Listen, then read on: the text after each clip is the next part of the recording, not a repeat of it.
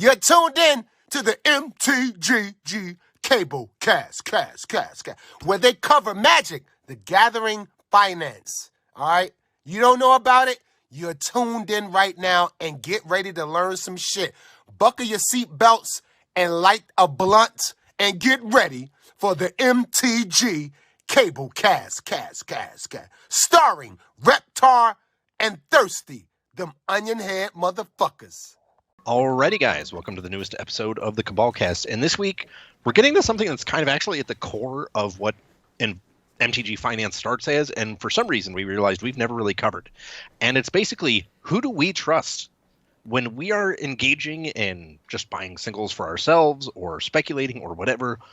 Who do we go to? Who are our vendors that we deal with? Who are the sellers? How do we find them, etc.? So with that, let's get it taken away.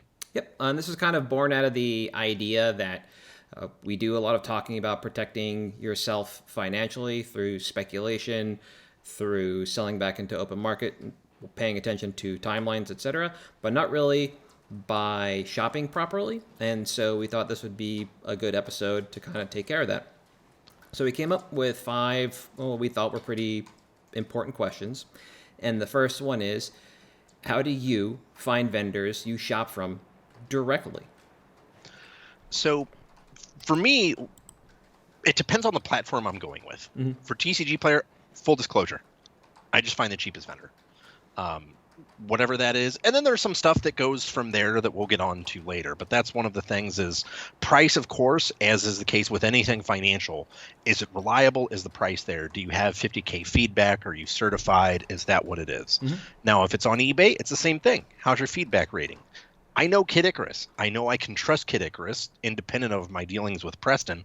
I just know the name. I've seen it around. It's listed all over the place. It's in every listing. That's someone I can trust. Because online, the only way to really trust a reputation is your feedback rating. And this is a reputation-based industry. So by and large, I kind of get my sellers like pretty much everyone does. Price and reputation. What about you? I'm very similar. So up top, thinking about shopping directly from a vendor, I prefer to shop from vendors directly when I know their prices are going to be within a tolerable amount from what would be considered like market price, i.e. TCG player. So if those numbers stray too much across the board, then I'll just kind of pull back from direct shopping at vendors and start looking at TCG player.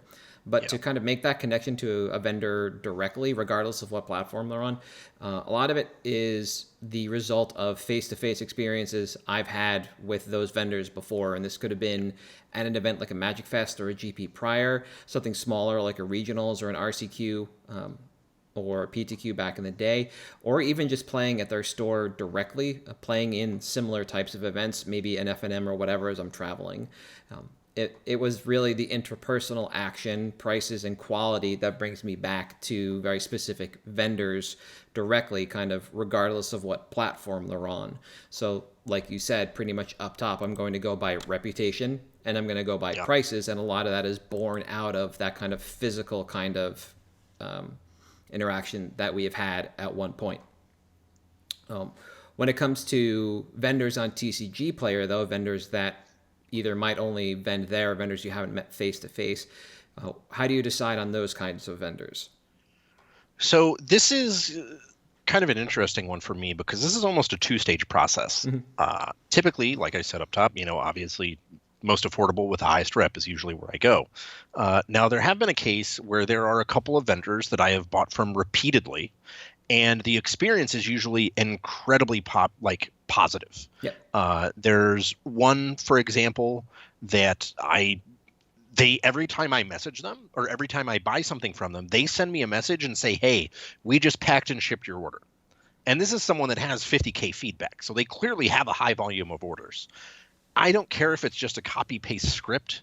They went the extra mile to let me know that they appreciate my business. Yep. So I don't mind paying a quarter extra to buy from that vendor because you went the extra mile to say, you know what, we really appreciate you shopping with us. It actually does matter because, as vendors, both of us, the handshake agreement is actually super important. Mm-hmm. Your impression of those vendors that you see at Grand Prix is super important.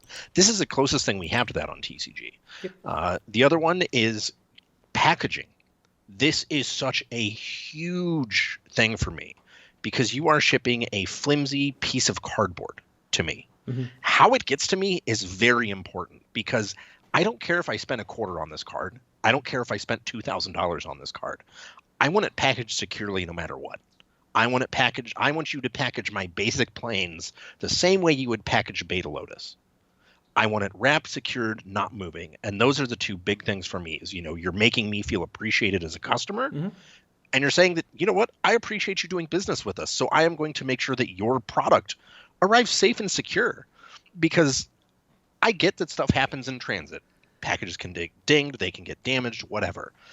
I firmly believe that unless a freak accident happens, if you package a card appropriately, it's pretty much foolproof for it getting to me undamaged.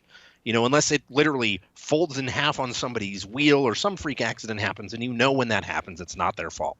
But I want to make sure you have done everything you can to ensure that my money was well spent and that it is going to show up to me in the condition it was listed at on TCG Player. That's the big ones for me. What do you got? The long and the short answer is the exact same. So I said basically the same thing in a lot of different words, but at the end of the day, that's all it has become. So I look for sales. For vendors that I don't know immediately, I look at sales and reputation through the ratings they've received, and then overall transaction handling from past interactions with them. And from that, I've been able to build a small stable of vendors that I prefer operating with when I do see their names. Packaging is, like you said, pretty much tantamount at this point in time. Like, I don't care if I get the printed out receipt anymore. I never really did in the first place. Yeah. A handwritten note I can do with without a lot I usually of the don't extras. want it.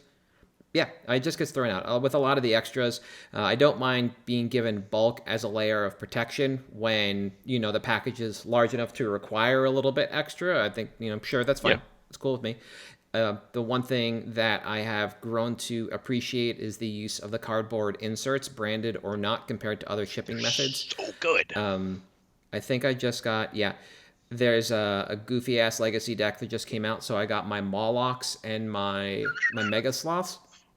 And the Molochs packaged perfectly, no problem. I don't even think they were in an insert. They were just top-loaded, but immaculately.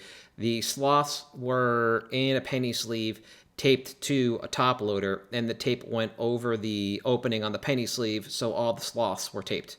Yeah. Like, that kind of shit still boggles my mind, and so that's a person that I'm not going to go back to at all.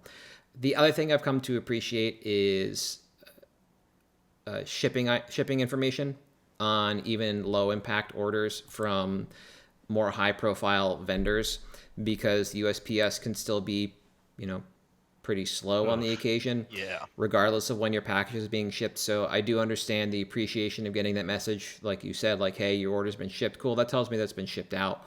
But adding or paying for shipping on basically a nothing order and then giving me the tracking ID is fantastic. I think I paid like nothing for my whatever to Pheresis, the blue spell that draws a card and gives a poison counter to an opponent.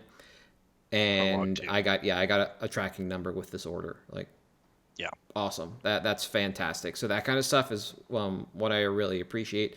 And then also at the top of this list that you didn't mention is like competitive pricing. I do try and stick to vendors that also play that game, like that are just trying to price with everybody else and not play the like, hey, I've got a name, so I can price above and beyond what people expect, and people will pay that premium. It's TCG Player, man. Like, Bob's your uncle. Like, anybody could be shipping this shit out. It doesn't matter. So it is, especially now that TCG Player has the guideline, and sorry to interrupt, where you don't have to ship out for 2 weeks. Yeah. I understand you may be busy and TCG Player gives you that time. That's fine. I don't care if it gets shipped out 2 weeks at the end of the 2 weeks. Just tell me so I know to keep an eye out for it. Yep. I'm getting orders now that I open in the beginning of March. I just had one show up yesterday, and I forgot about it because so much time had elapsed. I just ordered the cards again because I figured they got lost in the mail somewhere. Similarly, there's one particular vendor who it takes almost 2 full weeks time to get to me, but I know it takes that long because I get tracking on everything I order with them, so I can see when it was dropped off and That's see awesome. that it's not on them. Yeah. It is like I've got I think 6 or 8 cards I'm waiting for a standard deck, and I ordered them maybe 10 to 14 days ago. But I have the tracking ID, so I can see that they shipped when they were supposed to, like 24 hours later, and it's just kind of lagging along with the USPS, and that's fine because I got that information. Which, like I said, you mentioned the hey, your order shipped. For me, that above and beyond was the tracking number that I got. Very similar avenues to say the same thing. So this is kind of what I look for when I decide on vendors for TCG Player, when I'm straying from my stable of vendors that I built up, and it's time to either somebody I know doesn't exist in the card I'm looking for, or I just feel a little saucy and I want to try somebody else. Yeah. Oh, now this is an interesting question. So we have it phrased as, does a name or a face matter? So if you have a good experience with someone at a GP as opposed to a good TCG player experience, would you shop with them more? So I think this is going to be kind of an interesting one for you and I, because our relationship with vendors is not the same as someone who just shops. Mm-hmm. For me, it actually does matter. There are vendors that I just get along with, and we do a ton of business face to face. So I try to give them business online when constraints allow. They're within the price range, etc. And it does matter. And I think a lot of that has to do with just like the older, that handshake agreement. That matters, that I am going to see you face to face. And if something is wrong with this order, I can tell you and you will make it right.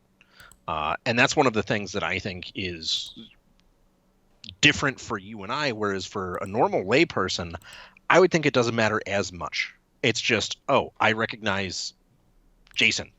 I see him all the time. That's the guy I'm going to go to. You don't necessarily associate it with the business, especially because there are so many of us that are freelance. I've worked for a number of companies. You've worked for a number of companies, often from one event to the next, changing in between.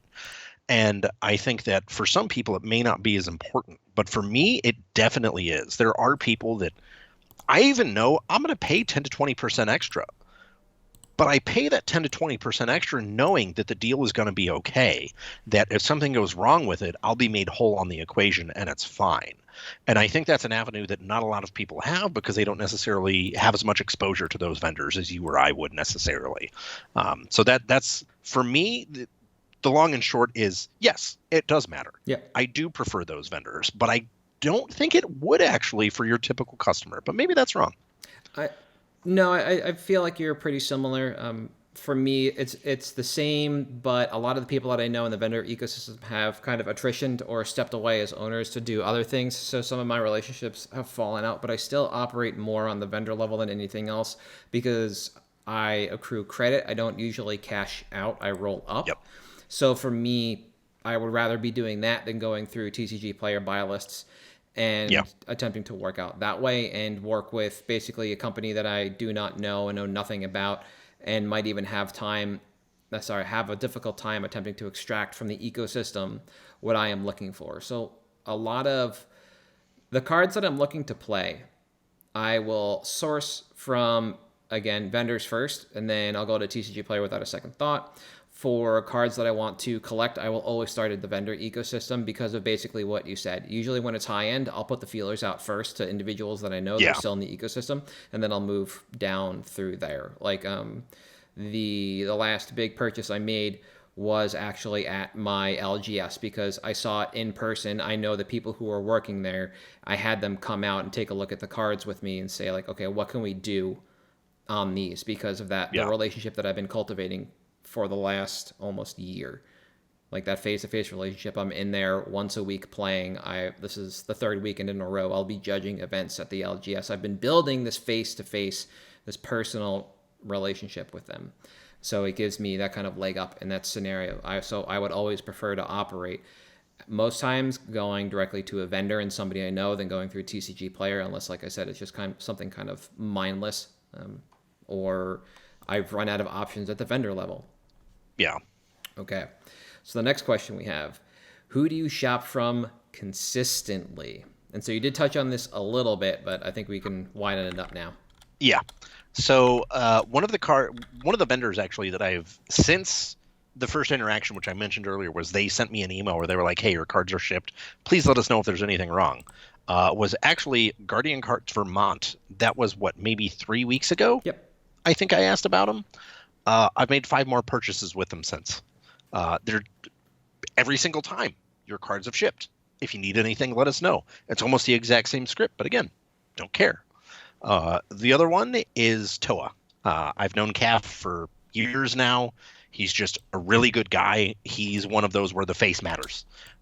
Because I know that if anything is wrong with the deal, he'll make it right. In fact, he's made several deals right, and I've made several right for him that we've made and realized one way or another, shit, we were spitballing price, we were way off. Let's make each other whole on it, because that's just how our relationship is. Yep. We get along, we chat, we eat dinner at events when we go. It's just good, healthy. And then the last one, and this one may surprise some people, is Power 9, which is Dan Bach. Mm-hmm. Now, the reason for Dan Bach, and this one is kind of more of a specialty buy, is if there's anything particularly rare or high end, Dan's usually the one that I try to go to first, because I know that he will have it. He will have it with provenance, and he will charge a price commensurate with what rarities like that are worth. So I know I'm not going to, well, I may have to overpay a little bit, because when you're looking for that kind of stuff like test prints, artist proofs, stuff like that, yeah, you got to pay up for it. But his packaging is impeccable. Power 9, and I have shopped with Dan for 20 years now, and so literally since I graduated high school. His packaging has always been amazing. I've never had something show up and been like, man, this could have gone crazy. There are times where I've had a package show up like Fort Knox, and it takes me an hour, I am not kidding, to open it. And that, again, is super important for me. So those are the ones that I really shop with consistently. Who do you got? So more often than not, when I'm shopping directly from a vendor, I'll go with CK and ABU, depending on what I need, as they kind of serve different audiences, and thus the prices will differ based on what I'm looking for. So ABU can be pretty good for standard cards sometimes during pre-release time compared to CK. Yeah. But I found CK to be better on like foils and legacy stuff here and there compared to ABU. They like to use their name as why they put a premium on that, but you know, here and there. Cool stuff in Strike Zone were 2 that I used to shop at, but the retail prices wobble a bit too much for my liking, but they are great vendors. And a good example of this are the Surveil lands from Murders at Karlov Manor. I was looking at them on Strike Zone, and they were, I was going to pick up basically one of each or maybe 2 of each just so I had the set. And their prices on the non-blue ones were well under market, but their prices the prices on the blue ones were under market, but the prices for everything else were like so above market that it just like didn't make sense. You could have arbitraged Undercity Sewers from Strike Zone directly to CK. Like that's where we were looking. That's what the prices was like. But everything else was just so wildly out of whack that it just didn't make sense to put that order through for the set. So I just kind of passed. But overall, still great vendors. On TCG Player, I usually remain as agnostic as I can when I can be, to just kind of cast that wide net. But I will always slant towards MTG Min Card and Super Games when I do find them in kind of the scrum, as they have provided reliable and consistent vendors throughout the years. Toa is also there, just usually on the higher end for pricing compared to Min Card and Super Games. So it's not like I wouldn't take Toa, but like I said, I also do value price when I'm shopping on TCG Player. So it does kind of push out a little bit. But if that option is there for direct, I will slam Toa when possible, because like you said, Calf is fantastic and he's been around for forever. So why not support when possible? Yeah. So for me, it is pretty easy. Overall, my stable of vendors direct has shrunk down over the years, especially now that I'm not doing events anymore. I'm not just building up random ass credit at different places. So the people that I look at has just kind of shrunk down. And then people have also attritioned out, like Pink Bunny is somebody we've talked about. I think Damien's still doing stuff here and there, but I have not seen him listing on TCG Player as often as he had. They're at Gen Con, but that's about it. Yep. Because I think it's close to home or something like that. And yeah, they're in Chicago. Yeah, and then there's a handful of eBay vendors, but I rarely do shopping on eBay for cards anymore. You mentioned, Icarus is on there. That's probably like the go-to. Power 9 is also all over eBay. That's one of the best places to find, I think, played cards from Dan Bach. They're usually up on there, or play sets of played cards. Easy to get play on sets eBay. of played cards are very good there. For Dan Bach, so I can also vouch for that. But eBay is just not a platform that I really use that much anymore, so I don't have a lot of built-up information. Yeah. And the last question I have is one, that you cast my way, and I thought it's interesting.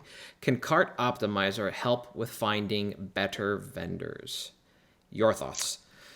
I think Cart Optimizer is one of the worst tools that TCG Player has ever implemented, and the people are too dumb to realize they are paying more when they use Cart Optimizer. I can tell you how many times I've had like 100 card order and hit, yeah, sure, we'll optimize this, and it's $50 more expensive.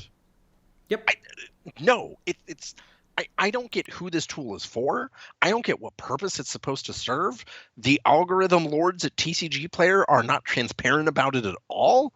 I have lucked into like a couple of times, like the Gaming Co. of course just happens to be in there because they have 400 of everything, or used to before they stopped opening. So, I mean, I've lucked onto some sellers like Gaming Co., stuff like that. Mm-hmm. But by and large, I've noticed that like it doesn't do anything. It doesn't get better vendors. You can search by certified hobby store, sure, but Mythic Lotus is a certified hobby store, and if you look at their ratings, they're one of the worst stores. But they're in there. Yeah. I have no idea. I don't know who that tool is for. It has never helped me in any way. If you are someone watching or listening to this and Cart Optimizer has helped you, please comment somewhere, because you are the only person in the entire universe that this tool has ever helped. I'm off my soapbox. That's basically all I had to. I said, I believe it can, but I don't know if it does. I believe people can, and should rely on this tool to help them, especially when deciding to be a return shopper to certain vendors, but it has not helped me at all. Compared to just doing my own comparison shopping of having a bunch of different tabs on TCG Player open, looking at cards and just seeing, right, who's in like the top 10 if we filter by direct and start looking at the prices manually that way. Or sometimes just ordering individual things. Ordering tokens for my cube. That was the last time I went through Cart Optimizer, because tokens are a pain in the ass. They're awful. No matter how you slice it, it is just unreasonably difficult to get the tokens you want. Yeah. And so I went from Cube Cobra, which is where my cube is, followed all the links to TCG Player, so I could get to tokens easily on TCG Player, because finding them is also extremely difficult. And then from there, started finding the art I wanted in quantities I needed, adding to my cart, building my cart, and then I think I made the mistake of trying Cart Optimizer, and like you said, it added like somewhere between $30 and $50 extra to my order to bundle things in arts I did not ask for, and then I had to go through and rebuild my cart again from scratch, and it was the worst experience of shopping for Magic cards I've had in an extremely long time. I don't know who uses this tool, and I almost feel like it's built for the same kind of people that fall into the trap of just buying direct without looking at prices. Like it is this tool that is meant to do good, but only does harm. Yeah, it's literally, I'm just going to click it and not pay attention, but I trust the TCG Player is taking care of me. Yep. And I was hoping that was actually going to be one of the tools that got revamped first when eBay swung through. I really thought that was going to be the case, because that would be so nice. Maybe one platform would hook into the other, and it's like, oh, the card doesn't exist over here on TCG Player, but it sure as poop is over here on Buy It Now on eBay. Oh, and look, it's $5 less if it does exist. So I did not realize you were going to get on your soapbox about this, but I'm glad we both agree in that. Yeah. Who was this tool for? Well, the wild thing is they invested so much money into this. So much. Did they sit there and they're like, we're going to make it $50 more expensive in order? It's got to be the best. They were so happy to announce this tool that seemingly serves nobody and nothing. So I know, it's good on you, guys. Yeah. All right. Anything else before I head into picks? I do have one seller I forgot, and this is one that is less in the spirit of the episode since it's more about online selling. Grand Prix, TOA, and MTG 95 are the two that I shop with consistently for in-person events. Yeah. CAF for obvious reasons. MTG 95, they're just good condition. They have good buy numbers. They charge a little bit more, but their buy numbers are insane, so you just use credit and get it, and it's fine. Yeah, never had a problem. Specifically, there's a couple of really good buyers there, Keith and McKinney. Definitely recommend checking out those guys as well. But that's it. That's all I got before picks. All right, so let's go over to your pick. Yes, so my pick this week, kind of an interesting one. At least the reasoning is interesting. And that is Bone Crusher Giant. I am going for just your basic Throne of Eldraine variant, plain Jane. Now, why am I picking this card when the stocks graph is a flat line? Well, because every deck that has sprung up in the wake of the Living End ban announcement has been some flavor of red, typically Mardu. All of these decks have Bone Crusher Giant. The great thing about Bone Crusher Giant is it's like 20 cents. Now that means you can charge $3 for it in person because it's $2 to wait for it. This is a card that falls into that strange category that often gets overlooked of throw it in a box and I don't want to look for it, so I'm going to pay the premium to not have to waste an hour of my time. That's a huge opportunity for vendors. This is also a card that a lot of vendors have multiple stacks of. We had a reprint recently in Battle for Baldur's Gate. Recently, I guess. I don't know. Within the last 2 years. But this card is a staple in Modern. It's a staple in Pioneer. It's a card that people just forget they have or don't want to look for because it gets thrown in a box somewhere, and that's it. And I am also one of the shoppers and consumers who will shop for this card because I do not want to look for it anywhere. So I think right now is a good time to pick this card up because as people are dealing with the evolving meta and what's happened in the wake of the ban of Violent Ultimatum, this card, again, it's easier to identify the 10 best threats than the 10 best answers. A lot of decks are running this card. There's a lot of opportunity for you to turn this 50-cent card, 20-cent card, whatever, into a $3 to $4 bill because you are capitalizing on the urgency someone feels of, I forgot to have the cards ready for the event. Aaron Forsyth is cheering somewhere as I say this, and that's okay. But I think this is something you pick up now. You pick it up in a playset because no decks are going to be running. They may run 3, but they're certainly not running fewer than that. And Timeline, literally go to as many events as you can, and you will find an out for this card. Be it a Pioneer player, be it a Modern player, be it someone who's working on Cube, because this card is pretty good in Cube too. Yeah. So I think the sooner, this is one that I want to be hustling for. I'm going to churn it as quick as I can. So if it means going to a couple of weeklies, great. I've got Bone Crusher Giants. You need them? I got them. And trading them out that way. Now, this is something that I don't think is an open market or buy list out. This is specifically a trade out. And that is really important because if this is not something that you want to do, spend your time doing, you don't want to deal with the weeklies, avoid this pick entirely. It's not good for you. But if you're someone who is going to these weeklies, who is going to in-person events, if there's regional 4Ks, 10Ks, whatever, you can go and hustle this card out pretty easily. I think it's a good look just because, hey, we've got the biggest shakeup we've had in Modern since MH2 probably, I feel like. And we have MH3 on the horizon. So there's another opportunity when MH3 comes that maybe something happens that pushes red even further. And all of a sudden now, Bone Crusher Giant is even better. Yeah.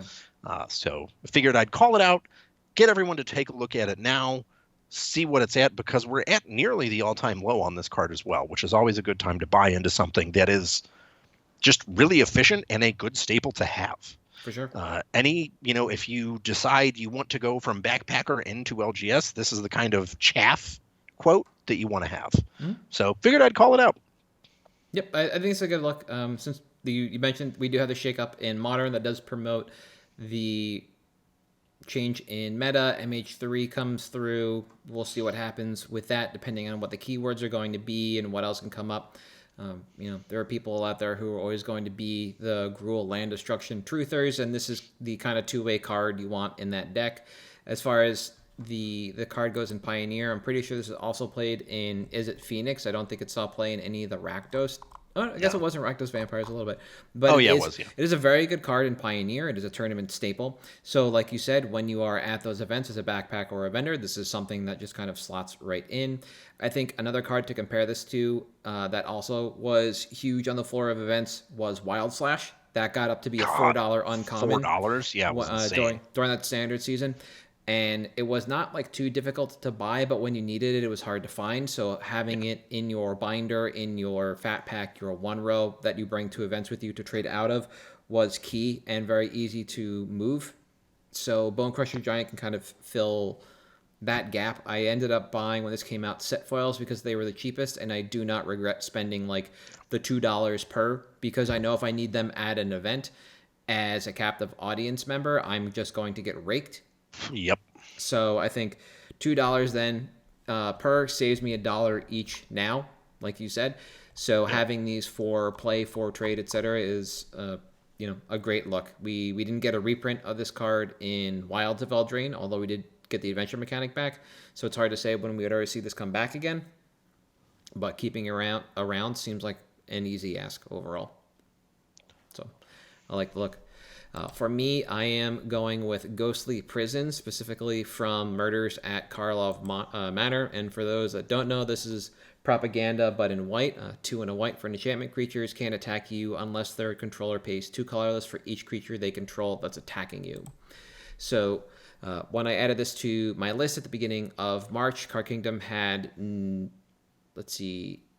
20 in stock to sell. They are at $2.50 each. They were buying 0 at 65 cents because, Murders had basically just been released. And there were 40 listings on TCG Player for a market of $2.32. Right.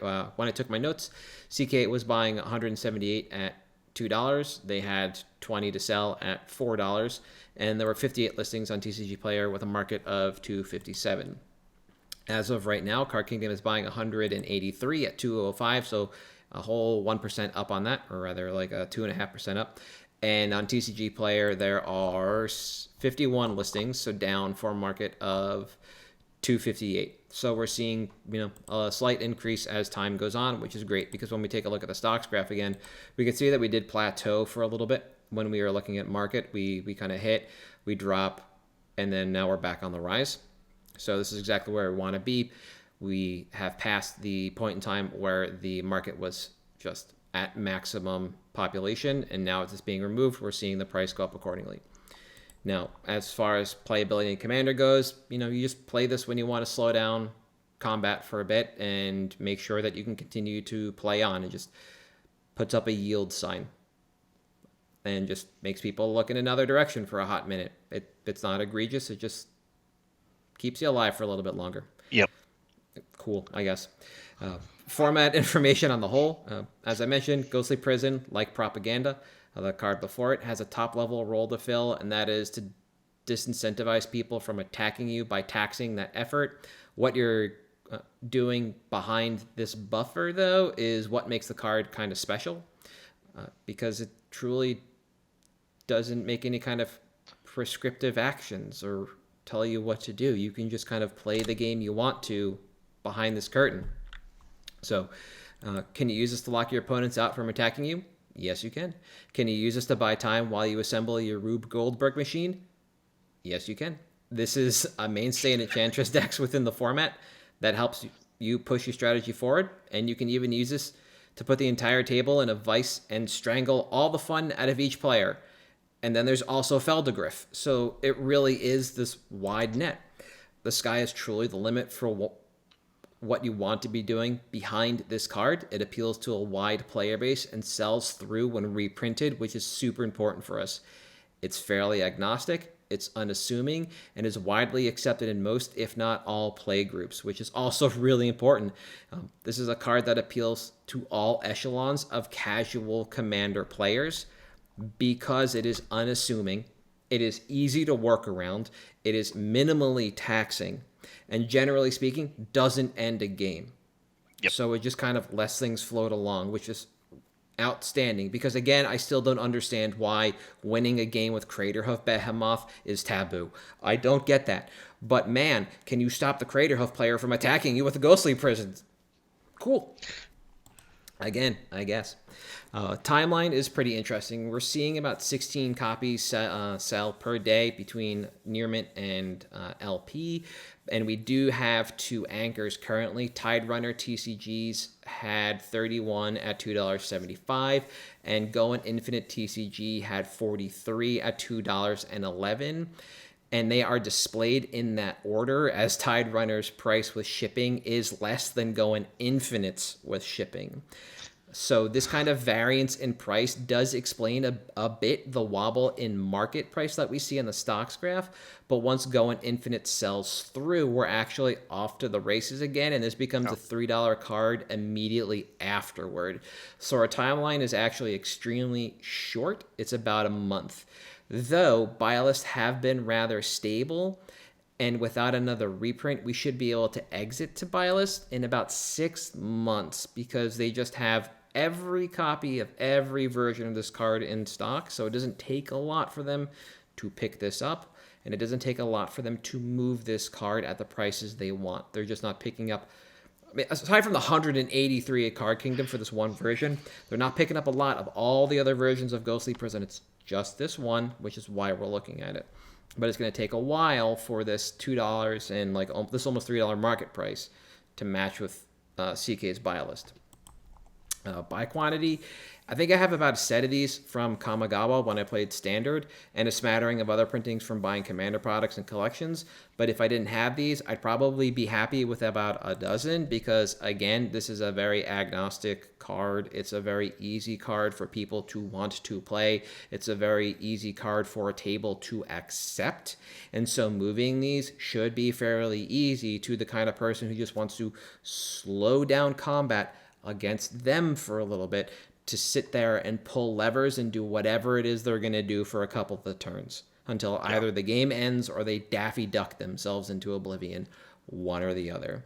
But at the end of the day, I like Ghostly Prison as a card for the casual Commander crowd. I think the really interesting thing about this card is that this is one of the few cards which is specifically a Commander card. And I think if you were to ask anyone, not just you and not just me, are you comfortable dealing in play sets of this card? They would say yes. They would say, I don't want to deal in EDH sets. I want play sets of this card because it is so agnostic and so politically or social contract acceptable that people are just fine with it. Yeah. It is an incredibly powerful effect that for whatever reason, propaganda hitting the table is looked at completely differently than Ghostly Prison because it's white compared to blue, I guess. I think that's what it, because you don't have a fish before or after or a Ristic study. Unless you play in Zer, and then you have propaganda and Ghostly Prison and fish and Ristic study. But it really is kind of unique in that aspect because it is such an agnostic and universal card that, and again, it's seen multiple reprintings and the price has always maintained. So it's something that you can move in volume and not feel bad about because I don't feel like a reprint is going to crush this card because it's so widely accepted. It's fine. And I think that's what makes it an incredibly good pick for basically any time, but especially right after a reprint. Because, all right, well, it's not like there aren't going to be ample players to eat this card up. I guess I'll just get some now. Exactly. So, great look. Yeah, and like, if you wanted to go back and take a look at the timeline yourself, this gets reprinted, like, it seems almost once every year. Like, once every other year at most. Like, just looking at dedicated Commander products, we have 2016, 2019, 2021, but then there's Innistrad Crimson Vow, and Call Time, and Phyrexia All Will Be One. Skip the Plane Chases. And then Murders of Karlov Manor, right? I think at some point in time, we might have hit, like, 2 reprints in a year or close to 2 reprints in a year. And this is still a card that retraces immediately and then crests past its initial, if you want to call it, pre-release price for a Commander card, right? Or card from a Commander set. Yeah. So I don't think there's ever a bad time to buy this. Now is probably, like you said, the best because Murders is, just barely out where we were at max quantity not too long ago. And this card is retracing as we speak. So perfect time to do it. And unless you've got anything else, though, I think that might be it for this week.